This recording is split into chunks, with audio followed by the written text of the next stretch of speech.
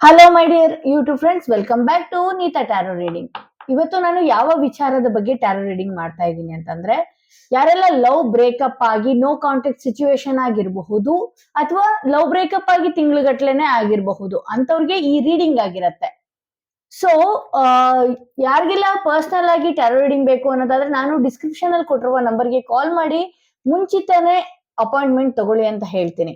ಇದೊಂದು timeless reading ಆಗಿರತ್ತೆ. ಯಾರಿಗೆಲ್ಲ ಲವ್ ಬ್ರೇಕಪ್ ಆಗಿ ಹೋಗಿದ್ರೆ ಅವರು ಮತ್ತೆ ನಮ್ಮ ಹತ್ರ ಬರ್ತಾರಾ, ನಮ್ ಲವ್ ಬ್ರೇಕಪ್ ಆಗೋದಕ್ಕೆ ಕಾರಣ ಏನು, ಕೆಲವರಿಗೆ ಕಾರಣಗಳು ಗೊತ್ತಿರಲ್ಲ. ಯಾಕೆ ಇದಕ್ಕಿದ್ದಂಗೆ ಅವ್ರ ಚೇಂಜಸ್ ಆಗಿರಬಹುದು, ಇದಕ್ಕಿದ್ದಂಗೆ ಅವ್ರು ದೂರ ಹೋಗಿರಬಹುದು, ಅದಕ್ ಕಾರಣನೇ ಗೊತ್ತಿರಲ್ಲ ಏನು ಅಂತ ಹೇಳಿ.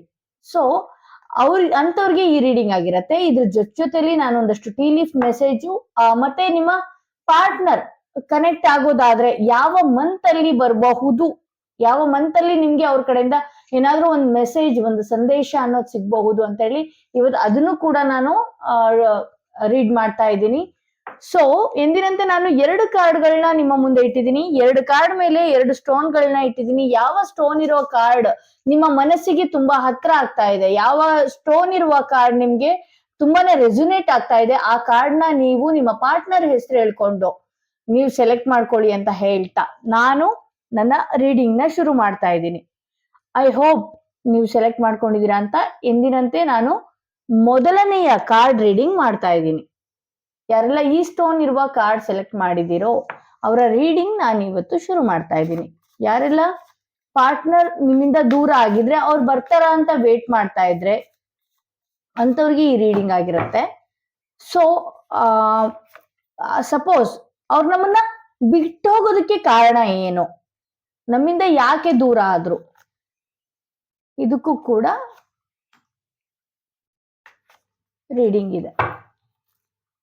ಸೊ ಒಂದಷ್ಟು ಅವರು ಬರುವುದಾದರೆ ಯಾವ ಮಂತ್ ಅಲ್ಲಿ ನಿಮ್ಗೆ ಅವ್ರ ಕಡೆಯಿಂದ ಸಂದೇಶ ಸಿಗ್ಬಹುದು, ಮತ್ತೆ ಅವರು ಯಾವ ಮಂತ್ ಅಲ್ಲಿ ಅವ್ರು ನಿಮ್ಮ ಹತ್ರ ಬರಬಹುದು ಅನ್ನೋದು ಒಂದಷ್ಟು ರೀಡಿಂಗ್. ಟೀ ಲೀಫ್ ಮೆಸೇಜ್ಗಳು ಒಂದಷ್ಟು ತೆಗ್ದಿರ್ತೀನಿ ನಾನು.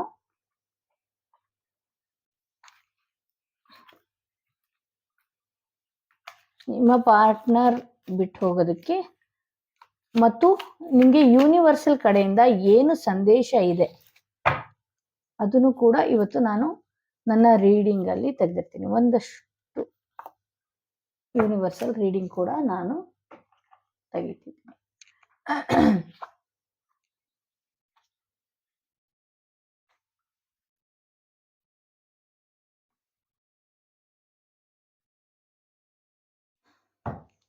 ಸೊ ನಿಮ್ಮ ಪಾರ್ಟ್ನರ್ ನಿಮ್ಮನ್ನ ಬಿಟ್ಟು ಹೋಗೋದಕ್ಕೆ ಕಾರಣ ಒಂದು ಕೆಟ್ಟ ಕಣ್ಣು, ಅಥವಾ ನಿಮ್ಮಿಬ್ರು ಮಧ್ಯದಲ್ಲಿ ಯಾರೋ ಒಬ್ರು ಎಂಟ್ರಿ ಆಗಿರೋದು, ಅಥವಾ ಬೇರೆಯವ್ರೊಟ್ಟಿಗೆ ಅವರು ಫಿಸಿಕಲ್ ರಿಲೇಶನ್ಶಿಪ್ ಅಲ್ಲಿ ಕಂಟಿನ್ಯೂ ಮಾಡ್ಕೊಂಡು ನೀವಿರುವಾಗೇನೆ ಬೇರೆಯವ್ರ ಜೊತೆಗೆ ಅವ್ರು ಮೂವ್ ಆನ್ ಆಗಿ ಮತ್ತೆ ಅವರೇ ಬೇಕು ಅನ್ಕೊಂಡು ಹೋಗಿರೋದಿರಬಹುದು.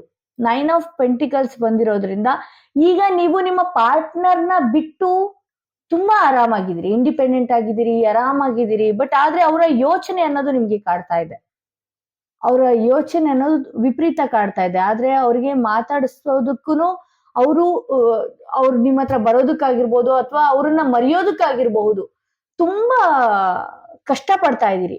ಅವರು ಕೂಡ ನಿಮ್ಮನ್ನ ಬಿಟ್ಟು ಹೋಗೋ ಅಂತ ವಿಚಾರಗಳು ಯಾವ್ದು ಇರ್ಲಿಲ್ಲ ಮುಂಚೆ. ಸೊ ಮಧ್ಯದಲ್ಲಿ ಯಾರೋ ಒಬ್ರು ಎಂಟ್ರಿ ಆಗಿರ್ಬೋದು, ಯಾವ್ದೋ ಒಂದು ಕೆಟ್ಟ ಕಣ್ಣಾಗಿರ್ಬಹುದು, ಅವರೊಟ್ಟಿಗೆ ಫಿಸಿಕಲ್ ರಿಲೇಶನ್ಶಿಪ್ ಇರಬಹುದು, ಅಥವಾ ಅವರ ಮೋಹ, ಆ ಕಡೆ ಆ ಕನೆಕ್ಷನ್ ನ ಮೋಹದಿಂದ ನಿಮ್ಮನ್ನ ತುಂಬಾ ದೂರ ಮಾಡಿದ್ದಾರೆ. ನಂತರ ಅವರು ಕೆಲವೊಂದು ತುಂಬಾ ವಿಚಾರಗಳನ್ನ ನಿಮ್ಮಿಂದ ಮುಚ್ಚಿಟ್ಟಿದ್ದಾರೆ. ಈಗ ಅವರು ನಿಮ್ಮ ಹತ್ರ ಬರುವ ಸಾಧ್ಯತೆ ಯಾವುದೇ ತರ ಈ ಕಾರ್ಡ್ ನಲ್ಲಿ ನಂಗೆ ತೋರಿಸ್ತಾ ಇಲ್ಲ. ನೀವ್ ಈ ವಿಚಾರದಲ್ಲಿ ಸಾಕು, ನನ್ಗೆ ಇವ್ರ ಸವಾಸನೆ ಸಾಕು ಅನ್ನೋ ರೀತಿ ಆಗೋಗಿದ್ರೆ. ಯಾಕೆಂದ್ರೆ ಅವ್ರು ನಿಮ್ಮ ಕಾಲ್ಗೆ ರೆಸ್ಪಾನ್ಸ್ ಮಾಡದೇ ಇರಬಹುದು, ನಿಮ್ಮ ಎಷ್ಟೋ ಮೆಸೇಜ್ಗಳಿಗೆ ರೆಸ್ಪಾನ್ಸ್ ಮಾಡದೇ ಇರ್ಬೋದು, ಕಾಲ್ ಬ್ಲಾಕ್ ಮಾಡೋದಾಗಿರ್ಬೋದು. ಇದೆಲ್ಲ ನಿಮ್ಗೆ ಏನಾಗ್ತಾ ಇದೆ, ನಂಗೆ ಇವ್ರು ಬೇಡವೇ ಬೇಡ ಅಂತ ಅನ್ಸ್ತಾ ಇದೆ. ಅನ್ಸಿದ್ರು ಅದು ಒಳ್ಳೇದೇ. ನೀವು ಆಕ್ಚುಲಾಗಿ ಇಂಡಿಪೆಂಡೆಂಟ್ ಆಗಿ ತುಂಬಾನೇ ಒಂದು ಫಿನಾನ್ಷಿಯಲಿ ಇರಬಹುದು ಅಥವಾ ಫ್ಯಾಮಿಲಿ ಬ್ಯಾಕ್ ಗ್ರೌಂಡ್ ಅಲ್ಲಿ ಇರಬಹುದು, ತುಂಬಾ ಗಟ್ಟಿಯಾಗಿ ಇದ್ದೀರಾ. ಆದ್ರೆ ನಿಮ್ಗೆ ಇದ್ಯಾವುದೋ ಒಂದು ಮೋಹ ಮತ್ತು ಅಲೋನ್ ಅನ್ನೋ ರೀತಿ ನಿಮ್ಮನ್ನ ಹೇಳ್ಕೊಂಡು ಹೋಗ್ತಾ ಇದೆ. ಅವರು ಸಾಕಷ್ಟು ನಿಮ್ ಜೊತೆ ಇರುವಾಗ್ಲೇ ಕೆಲವೊಂದಷ್ಟು ವಿಚಾರಗಳನ್ನ ಮುಚ್ಚಿಟ್ಟಿದ್ದಾರೆ. ಈ ಫಿಸಿಕಲ್ ರಿಲೇಶನ್ಶಿಪ್ ನಿಮ್ಗೆ ಗೊತ್ತೋ ಗೊತ್ತಿಲ್ವೋ ಗೊತ್ತಿಲ್ಲ, ಯಾರು ನಮ್ಮ ಮಧ್ಯದಲ್ಲಿ ಎಂಟ್ರಿ ಆಗಿದಾರೋ ಅಥವಾ ಯಾರಾದ್ರೂ ಏನ್ ಮಾಡ್ತಾ ಇದಾರೆ, ಕೆಟ್ಟ ಕಣ್ಗಳಿಂದ ಇದು ಸಾಧ್ಯ. ಮನೆಯವರಿಂದಾನೇ ಏನಾದ್ರೂ ಒಂದಷ್ಟು ಅವ್ರನ್ನ ದೂರ ಮಾಡೋದಾಗಿರ್ಬಹುದು, ಅಥವಾ ಥರ್ಡ್ ಪಾರ್ಟಿ ಎಂಟ್ರಿ ನಿಮ್ಮಿಂದ ಕಸ್ಕೊಳ್ಳೋ ಅಂತದ್ದಾಗಿರ್ಬೋದು, ಅವ್ರನ್ನ ನಿಮ್ಮಿಂದ ದೂರ ಮಾಡೋ ಅಂತದ್ದಾಗಿರ್ಬಹುದು, ನಿಮ್ಮನ್ನ ಥರ್ಡ್ ಪಾರ್ಟಿಗೋಸ್ಕರ ನಿಮ್ಮನ್ನ ದೂರ ಮಾಡಿರೋದಾಗಿರ್ಬೋದು. ಅವರು ಸಾಕಷ್ಟು ನಿಮ್ ಜೊತೆಗೆ ಇದ್ದಾಗನೇ ಎಷ್ಟೋ ವಿಚಾರಗಳನ್ನ ಅವರು ಮುಚ್ಚಿಟ್ಟಿದ್ದಾರೆ ಅಂತ ಹೇಳ್ಬೋದು. ಸೊ ನೀವಿನ್ನೂ ಮರ್ತು ಮುಂದೆ ಹೋಗೋದಕ್ಕೆ ತುಂಬಾನೇ ಕಷ್ಟ ಪಡ್ತಾ ಇದ್ದೀರಾ. ದಯವಿಟ್ಟು ನೀವು ಅವ್ರನ್ನ ಮರ್ತು ಇಂಡಿಪೆಂಡೆಂಟ್ ಆಗಿದ್ರೆ, ನಿಮ್ಮ ಕೆಲಸದ ವಿಚಾರ ಆಗಿರ್ಬಹುದು, ಯಾವ್ದೆಲ್ಲ ಫ್ಯಾಮಿಲಿ ವಿಚಾರದಲ್ಲಾದ್ರೂ ಆಗಿರ್ಬೋದು, ತುಂಬಾನೇ ಒಳ್ಳೆ ದಿನಗಳು ಇಲ್ಲಿ ಕಾಣಿಸ್ತಾ ಇದೆ. ಸಪೋಸ್ ನಿಮ್ಮ ಪರ್ಸನ್ ಕಡೆಯಿಂದ ನಿಮ್ಗೆ ಯಾವ್ದಾದ್ರು ಮೆಸೇಜ್ ಬರೋದಾದ್ರೆ ಯಾವಾಗ ಬರಬಹುದು, ಏನಾದ್ರೂ ಒಂದು ಸಂದೇಶ ಆದ್ರೆ ನೀವು ದಯವಿಟ್ಟು ಅವರು ಮತ್ತೆ ಬಂದು ನಮ್ಮನ್ನ ಸೇರ್ತಾರೆ, ಒಂದಾಗ್ತಾರೆ, ಈ ತರದಂತೂ ನೀವು ಕನ್ಸ್ ಕಟ್ಟೋದಕ್ಕೆ ಹೋಗ್ಬೇಡಿ. ಅವ್ರು ಮತ್ತೆ ಬರಲ್ಲ. ಸಾಕಷ್ಟು ವಿಚಾರಗಳನ್ನ ನಿಮ್ಮ ಹತ್ರ ಮುಚ್ಚಿಡ್ತಾರೆ. ಜೂನ್ ತಿಂಗಳಲ್ಲಿ ನಿಮ್ಗೆ ನಿಮ್ಮ ಪಾರ್ಟ್ನರ್ ಕಡೆಯಿಂದ ಒಂದು ಮೆಸೇಜ್ ಇರ್ಬೋದು, ಅಥವಾ ಒಂದು ಕಾಲ್ ಇರಬಹುದು, ಅಥವಾ ಅವರ ಫ್ರೆಂಡ್ಗಳ ಕಡೆಯಿಂದ ಏನಾದ್ರೂ ಒಂದು ಸಂದೇಶ ಇರ್ಬೋದು. ಜೂನ್ ತಿಂಗಳಲ್ಲಿ ಬರುತ್ತೆ. ಅಂದ್ರೆ ಈ ಜೂನ್ ಅಂತ ಕೇಳ್ಬೇಡಿ, ನೆಕ್ಸ್ಟ್ 2025 ಜೂನ್ ಅಲ್ಲಿ ನಿಮ್ಗೆ ಅವ್ರ ಕಡೆಯಿಂದ ಯಾವ್ದಾದ್ರು ಒಂದು ಮೆಸೇಜ್, ಸಂದೇಶ ಏನಾದ್ರೂ ಒಂದು ಬರೋದಿರಬಹುದು. ಅವರೇ ಕಾಲ್ ಮಾಡುವಂತದ್ದಿರಬಹುದು. ಅವ್ರ ಎನರ್ಜಿ ಸಪೋಸ್ ಚೇಂಜ್ ಆಗಿ ಅವರೇ ಕಾಲ್ ಮಾಡುವಂತ ಸಾಧ್ಯತೆ ಇರಬಹುದು. ಯೂನಿವರ್ಸಲ್ ಗೈಡೆನ್ಸ್ ಕಡೆಯಿಂದ ಏನ್ ಮೆಸೇಜ್ ಬರ್ತಾ ಇದೆ, ಮುಂದೆ ಬರುವ ದಿನಗಳಲ್ಲಿ ಏನಾಗುತ್ತೆ ಅಂದ್ರೆ, ಓಲ್ಡರ್ ಮ್ಯಾನ್ ಬರ್ತಾ ಇದೆ. Dealings or relationship with an older man, ಒಂದು ವ್ಯಕ್ತಿ ಜೊತೆಗೆ ಡೀಲಿಂಗ್ಸ್ ಅಂದ್ರೆ ಏನಾದ್ರೂ ಒಂದು ವ್ಯವಹಾರ ಇರಬಹುದು, ಅಥವಾ ಒಂದು ರಿಲೇಶನ್ಶಿಪ್ ಇರಬಹುದು, ನಡೆಸ್ತೀರಾ ಅಂತ ಹೇಳಿ ಈ ಕಾರ್ಡ್ ನನ್ಗೆ ತೋರಿಸ್ತಾ ಇದೆ. ಅಂದ್ರೆ ರಿಲೇಶನ್ಶಿಪ್ ಮೀನ್ಸ್ ಏನಾದ್ರೂ ಒಂದು ಒಡನಾಟ ಇರಬಹುದು, ಮಾತುಕತೆಗಳಿರಬಹುದು, ಏನಾದ್ರೂ ವ್ಯವಹಾರದಲ್ಲಿ ಡೀಲಿಂಗ್ಸ್ ಇರಬಹುದು, ತೋರಿಸ್ತಾ ಇದೆ ಈ ಮುಂದೆ ಬರೋ ದಿನಗಳಲ್ಲಿ. ನೆಕ್ಸ್ಟ್ ಏನಿದೆ, ಮೈಸ್ ಅಂತ ಇದೆ. Discord among friends or family ಅಂತ ತೋರಿಸ್ತಾ ಇದೆ.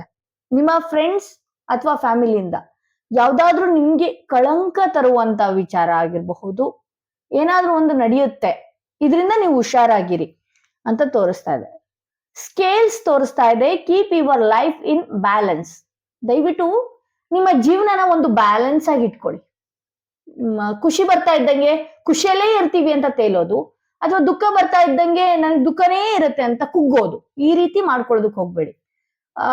ಟೈಮ್ ಚೇಂಜ್ ಅಲ್ಲ ಎಲ್ಲಾನು. ಅಂದ್ರೆ ಆ ಟೈಮ್ ಬಂದಾಗ ನಿಮ್ಮ ಲೈಫಲ್ಲಿ ಏನ್ ನಡಿಬೇಕು ಎಲ್ಲಾನು ನಡೆಯುತ್ತೆ. ಸೊ ಫಸ್ಟ್ ಕಾರ್ಡ್ ಸೆಲೆಕ್ಟ್ ಯಾರು ಮಾಡಿದ್ರಿ, ಅವರ ಕಾರ್ಡ್ ರೀಡಿಂಗ್ ಇದಾಗಿತ್ತು. ಸೊ ಅವರು ನಿಮ್ಮ ಪಾರ್ಟ್ನರ್ ಬರ್ತಾರಾ ಅಂತ ನೀವೇನಾದ್ರೂ ಎಕ್ಸ್ಪೆಕ್ಟೇಷನ್ ಇಟ್ಕೊಂಡಿದ್ರೆ ದಯವಿಟ್ಟು ಅವ್ರು ಬರೋದಿಲ್ಲ. ನೀವು ಅವ್ರನ್ನ ತಲೆಯಿಂದ ತೆಗ್ದಾಕಿ. ಆಲ್ರೆಡಿ ಡೆವಿಲ್ ಕಾರ್ಡ್ ಬಂದಿರೋದ್ರಿಂದ ಯಾರೋ ನೀವಿಬ್ರು ಸೇರ್ದೆ ಇರೋ ರೀತಿನೇ ಆಗೋಗಿದೆ ಅಂತ ಹೇಳ್ಬೋದು. ಯಾರೆಲ್ಲ ಸೆಕೆಂಡ್ ಕಾರ್ಡ್, ಈ ಸ್ಟೋನ್ ಇರೋ ಕಾರ್ಡ್ ಸೆಲೆಕ್ಟ್ ಮಾಡ್ಕೊಂಡಿದ್ರಿ, ಅವರ ರೀಡಿಂಗ್ ಏನಾಗಿರುತ್ತೆ ಅಂತ ಅಂದ್ರೆ,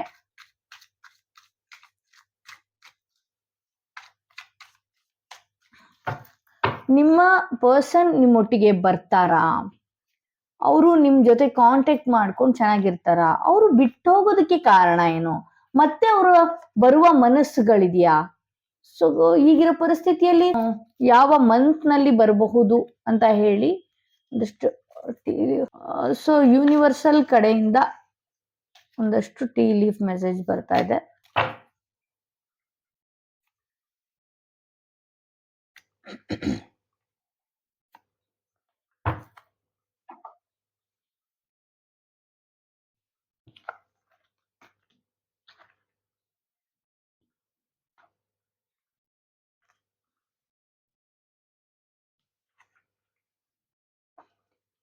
ಅಗೇನ್ ಇಲ್ಲಿ ಹೇರೋಫೆಂಟ್ ಬಂದಿರೋದ್ರಿಂದ ಅವರು ಬೇರೆಯವರ ಮಾತು ಕೇಳ್ಕೊಂಡೆ ನಿಮ್ಮನ್ನ ದೂರ ಆಗಿರೋದು ಜಾಸ್ತಿ. ಬೇರೆಯವ್ರು ಯಾರೋ ನಿಮ್ಮ ಲೈಫ್ ನ ಬ್ಯಾಲೆನ್ಸ್ ಮಾಡೋದಕ್ಕೆ ಹೋಗ್ತಾ ಇದ್ದಾರೆ. ಇಟ್ ಆಫ್ ವಾಂಡ್ಸ್ ಬರ್ತಾ ಇರೋದ್ರಿಂದ ಅವ್ರಿಗೆ ಬೇಡ, ನೀವು ಬೇಡ, ನನಗೆ ಸಾಕಾಗೋಗಿದೆ ಅನ್ನೋ ರೀತಿ ಅವರು ಫೀಲ್ ಮಾಡ್ತಾ ಇದ್ದಾರೆ. 7 ಆಫ್ ಪೆಂಟಿಕಲ್ಸ್ ಬಂದಿದೆ. ಸೊ ನಿಮ್ಮ ಹತ್ರ ಬರ್ಬೇಕು ಅಂತ ಎಷ್ಟೇ ಟ್ರೈ ಅನ್ಸುತ್ತೆ, ಅಂದ್ರೆ ನಿಮ್ ಎನರ್ಜಿ ಎಷ್ಟು ಅವ್ರ ಹತ್ರ ಹೋಗ್ತಾ ಇದೆ, ಎಷ್ಟು ಅವರು ಬೇಕು ಬೇಕು ಅಂತ ಅನ್ನಿಸ್ತಾ ಇದೆ, ಅವ್ರಿಗೂ ಅಲ್ಲಿ ಒಂದು ವೈಬ್ರೇಷನ್ ಕ್ರಿಯೇಟ್ ಆಗ್ತಾ ಇದೆ. ಅಂದ್ರೆ ನಾನು ಹೋಗ್ಬೇಕು, ಈಕೆ ಹತ್ರ ಮಾತಾಡ್ಬೇಕು ಅಥವಾ ಈತನ ಹತ್ರ ಮಾತಾಡ್ಬೇಕು, ಆತರ ಆಗತ್ತೆ. ಬಟ್ ಆದ್ರೆ ಸಾಕಷ್ಟು ವಿಚಾರಗಳನ್ನ ಅವ್ರು ನಿಮ್ಮಿಂದ ಮುಚ್ಚಿಟ್ಟಿದ್ದಾರೆ. ಅಗೇನ್ ಇದ್ರಲ್ಲೂ ಕೂಡ 4 ಆಫ್ ಪೆಂಟಿಕಲ್ಸ್ ಬಂದಿದೆ. ಸುಮಾರಷ್ಟು ವಿಚಾರಗಳನ್ನ ಅವರು ನಿಮ್ಮ ಹತ್ರ ಮುಚ್ಚಿಟ್ಟಿದ್ದಾರೆ.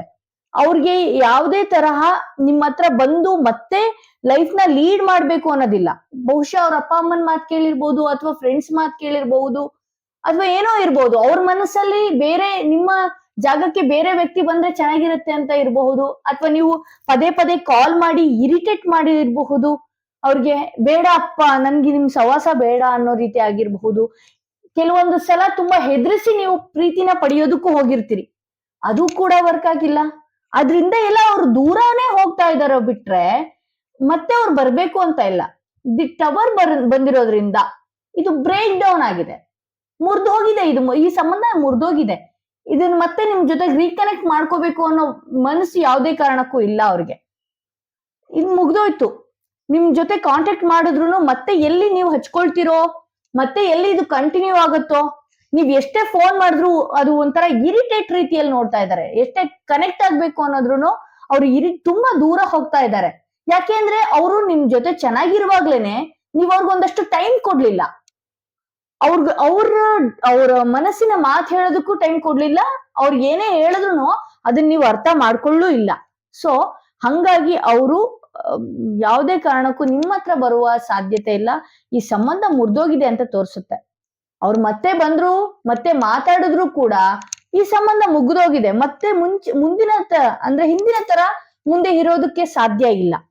ಸೊ ಸಪೋಸ್ ಅವ್ರ ಕಡೆಯಿಂದ ಏನಾದ್ರು ಮೆಸೇಜ್ ಬರೋದಾದ್ರೆ, ಕಾಲ್ ಏನಾದ್ರು ಬರೋದಾದ್ರೆ, ಅವ್ರ ಕಡೆಯಿಂದ ಅವ್ರೇನಾದ್ರು ನಿಮ್ಗೆ ಮಾತಾಡಿಸ್ಬೇಕು ಅನ್ನೋದಾದ್ರೆ ನೆಕ್ಸ್ಟ್ ಇಯರ್ ಮೇ ತಿಂಗಳಲ್ಲಿ ನಿಮ್ಗೆ ಯಾವ್ದಾದ್ರು ಒಂದು ಸಂದೇಶ ಅವ್ರ ಕಡೆಯಿಂದ ಬರಬಹುದು, ಅಥವಾ ಅಷ್ಟ್ರ ಒಳಗಡೆನೆ ಬಂದ್ರು ಬರಬಹುದು. ಸೊ ನೆಕ್ಸ್ಟ್ ಏನ್ ಬರ್ತಿದೆ, ಸಿ ಹಾರ್ಸ್ ಬರ್ತಾ ಇದೆ. ಫ್ಯಾಮಿಲಿ ಮ್ಯಾಟರ್ಸ್ ಅಂತ ತೋರಿಸ್ತಾ ಇದೆ. ಅಂದ್ರೆ ನಿಮ್ಮ ಫ್ಯಾಮಿಲಿ ವಿಚಾರದಲ್ಲಿ ನೀವು ಒಂದ್ ಸ್ವಲ್ಪ ನೀವು ಗಮನ ಇಡಿ, ಫ್ಯಾಮಿಲಿ ಕಡೆ ಗಮನ ಕೊಡಿ ಅಂತ ಈ ಯೂನಿವರ್ಸಲ್ ಗೈಡೆನ್ಸ್ ತೋರಿಸ್ತಾ ಇದೆ. ಕೆಲವೊಂದು ಟೀ ಲೀಫ್ ಮೆಸೇಜ್. ಟಾರ್ಚ್ ತೋರಿಸ್ತಾ ಇದೆ. Spiritual development, enlightenment, awareness and understanding ಅಂತ ತೋರಿಸ್ತಾ ಇದೆ. ಆದಷ್ಟು ಆಧ್ಯಾತ್ಮಿಕದ ಕಡೆ. ಕೆಲವೊಂದು ಆಧ್ಯಾತ್ಮಿಕ ಅಂದ ತಕ್ಷಣನೇ ಅದು ದೊಡ್ಡ ಪದ ಆಗ್ಬಿಡತ್ತೆ. ನಾನು ಜಪ ತಪ ಮಾಡ್ಬೇಕಾ, ಅದ್ ಮಾಡ್ಬೇಕಾ, ಇದು ಮಾಡ್ಬೇಕಾ, ಈ ತರದೆಲ್ಲ ಕ್ವಶನ್ಸ್ ಗಳು ಕೇಳ್ತೀರಿ ನೀವು. ನಾನು ಹೇಳ್ತಾ ಇರೋದು ಜಪ ತಪ ಮಾಡ್ಬೇಕು ಅಂತ ಅಲ್ಲ. ಆದಷ್ಟು ಒಂಚೂರು ಸ್ಪಿರಿಚುವಲ್ ಕಡೆ ಗಮನ ಕೊಡಿ. ಭಗವಂತನಿಗೆ ಪೂಜೆ ಮಾಡೋದಾಗಿರ್ಬೋದು, ದೇವಸ್ಥಾನಕ್ಕೆ ಹೋಗೋದಾಗಿರ್ಬೋದು. ಸಪೋಸ್ ಇದೇನಾದ್ರೂ ಮುಸ್ಲಿಮ್ಸ್ ನೋಡ್ತಾ ಇದ್ರೆ, ಇದೇನಾದ್ರೂ ಈ ರೀಡಿಂಗ್ ಏನಾದ್ರೂ ಕ್ರಿಶ್ಚಿಯನ್ ನೋಡ್ತಾ ಇದ್ರೆ, ಒಂದಷ್ಟು ಚರ್ಚ್ ಕಡೆ ಹೋಗೋದಾಗಿರ್ಬಹುದು, ಮೆಡಿಟೇಟ್ ಮಾಡೋದಾಗಿರ್ಬಹುದು, ಒಂದಷ್ಟು ನಮಾಜ್ ಓದೋದಾಗಿರ್ಬಹುದು, ಒಂದಷ್ಟು ನಮ್ಮ ಹಿಂದೂಗಳಲ್ಲಿ ನೋಡೋದಾದ್ರೆ ಒಂದಷ್ಟು ದೇವಸ್ಥಾನಕ್ಕೆ ಹೋಗೋದಾಗಿರ್ಬೋದು, ಪೂಜೆ ಪುನಸ್ಕಾರಗಳಾಗಿರ್ಬೋದು, ಭಗವಂತನ ಒಂದಷ್ಟು ಬುಕ್ಗಳಾಗಿರ್ಬೋದು, ಯಾವ್ದೋ ಒಂದು ಶ್ಲೋಕನೋ ಏನೋ ಒಂದು ಕಲಿಯೋದಿರ್ಬೋದು. ಯಾವ್ದು ಬರ್ಲಿಲ್ಲ ಅಂದ್ರೆ ರಾಯರ್ದು ಓಂ ಶ್ರೀ ರಾಘವೇಂದ್ರಾಯ ನಮಃ ಅಂತ ಒಂದು ಬಂದೇ ಬರುತ್ತೆ.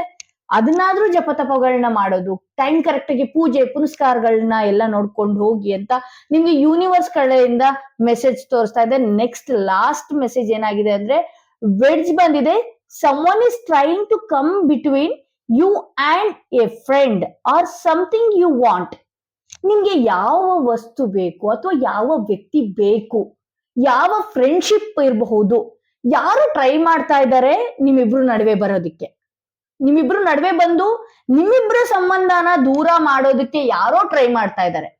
ಐದರ್ ಅದು ಫ್ರೆಂಡ್ ಆಗಿರ್ಬೋದು, ಲವರ್ ಆಗಿರ್ಬಹುದು, ಬಾಯ್ ಫ್ರೆಂಡ್ ಆಗಿರ್ಬಹುದು, ಗರ್ಲ್ ಫ್ರೆಂಡ್ಸ್ ಆಗಿರ್ಬಹುದು, ಫ್ಯಾಮಿಲಿ ಆಗಿರ್ಬೋದು. ನಿಮ್ಮಿಬ್ಬರ ನಡುವೆಯಲ್ಲಿ ಯಾವ್ದಾದ್ರು ಒಂದು ಬಾಂಡಿಂಗ್ ತುಂಬಾ ಚೆನ್ನಾಗಿತ್ತು ಅಂತ ಅಂದಾಗ ಆ ನಡುವೆ ಕೆಡಿಸೋದಕ್ಕೆ ಅಂತಾನೆ ಯಾರೋ ಟ್ರೈ ಮಾಡ್ತಿದ್ದಾರೆ, ಯಾರೋ ವ್ಯಕ್ತಿ ಟ್ರೈ ಮಾಡ್ತಾ ಇದ್ದಾರೆ ಅಂತ ನನ್ಗೆ ಈ message, universal message, tea leaf message ತೋರಿಸ್ತಾ ಇದೆ. ಸೊ 2ನೇ ಕಾರ್ಡ್ ರೀಡಿಂಗ್ ಇದಾಗಿತ್ತು. ಯಾರಿಗೆಲ್ಲ ಈ ವಿಡಿಯೋ ಇಷ್ಟ ಆಗಿದೆ ಅನ್ನೋದಾದ್ರೆ ದಯವಿಟ್ಟು ಶೇರ್ ಮಾಡಿ. ಫಸ್ಟ್ ಟೈಮ್ ಯಾರೆಲ್ಲ ನನ್ನ ಚಾನೆಲ್ ನ ನೋಡ್ತಾ ಇದ್ದೀರೋ ಸಬ್ಸ್ಕ್ರೈಬ್ ಮಾಡಿ.